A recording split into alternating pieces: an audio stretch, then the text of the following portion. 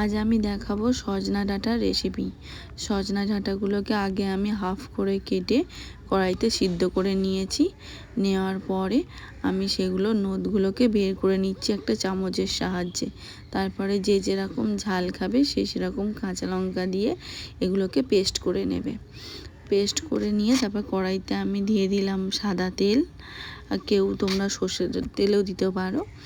একটুখানি পেঁয়াজ, শুকনো লঙ্কা আর অল্প করে কালো জিরে দিয়ে একটু নেড়ে চেড়ে তারপরে দিয়ে দিলাম রসুন বাটা দিয়ে একটু নেড়ে চেড়ে নিয়ে আমি পেস্টটাকে ঢেলে দিলাম।